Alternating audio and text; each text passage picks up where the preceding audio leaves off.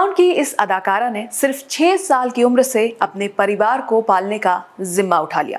जरा सोचिए, जब बच्चे प्लेग्राउंड में खेलते हैं तब वो सिनेमा के मैदान में अपनी एक्टिंग से जलवे बिखेर रही थी। फिल्मी दुनिया ने उन्हें टॉप एक्ट्रेस की कतार में लाकर खड़ा कर दिया। सब कुछ ठीक था, पर इन्हें ट्रेजेडी क्वीन भी कहा जाता है। आखिर क्यों? साथ ही एक बार की बात जानकर आपको हैरानी होगी कि मीना कुमारी वो बच्ची थी जिनका बदन बचपन में चींटियों ने नोच डाला था। सब कुछ बताएंगे, उससे पहले आपको हमारा चैनल यानी कि सिटी हेडलाइंस को सब्सक्राइब करना है, साथ में बेल आइकन को प्रेस करना है। हेलो फ्रेंड्स, मैं हूं गार्गी और आप देख रहे हैं हमारा खास प्रोग्राम जिसमें हम आपको आज बताएंगे मीना कुमारी के किस्से। उनके जन्म के साथ ही शुरू हुई ट्रेजेडी। हुआ यूं था कि जैसे ही मीना का जन्म हुआ उन्हें अनाथालय छोड़ दिया गया, क्योंकि उनके पेरेंट्स के पास डॉक्टर की फीस चुकाने के लिए पैसे नहीं थे। जब उनके पिता उनके बेटी को लेने अनाथालय पहुंचे तो उस नन्ही सी जान के शरीर पर चींटियां रेंग रही थी। इनको पढ़ने लिखने का बेहद शौक था, लेकिन मजबूरी ने उन्हें पैसा कमाने के लिए बॉलीवुड की गलियों में ढकेल दिया।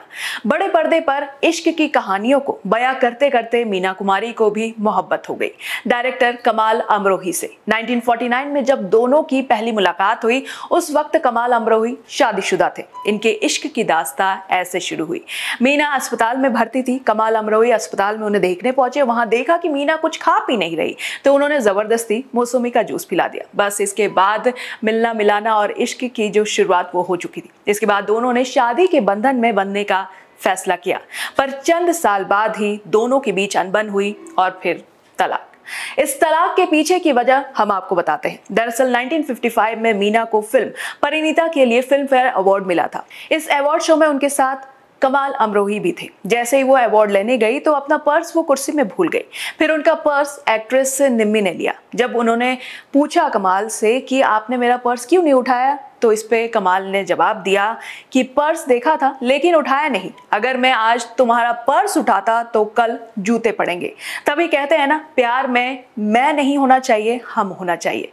इसी बात से तलाक हुआ। वैसे कमाल से रिश्ता टूटने के बाद मीना काफी टूट गई थी। फिर फिल्मों में भी उनकी रौनक नजर नहीं आ रही थी। कमाल से बिछड़ने के बाद मीना ने खुद को कविता और गजलों में बांध के रख दिया, साथ ही खुद को शराब में भी डुबो दिया। जब 1964 में कमाल ने मीना को तलाक दिया था, तब उन्होंने लिखा था, तलाक तो दे रहे हो नजरे कहर के साथ, जवानी भी लौटा दो मेरे महर के साथ। एक्ट्रेस ने हमेशा फिल्मों में हैप्पी एंडिंग देखी, लेकिन रियल लाइफ में उनके साथ ऐसा कुछ नहीं हुआ और ये ट्रेजेडी क्वीन आखिरी सांस तक ट्रेजेडी ही झेलती रही।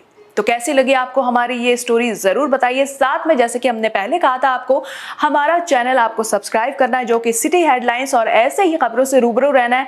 साथ में बेल आइकन को प्रेस करना भी ना भूले। देखते रहिए सिटी हेडलाइंस।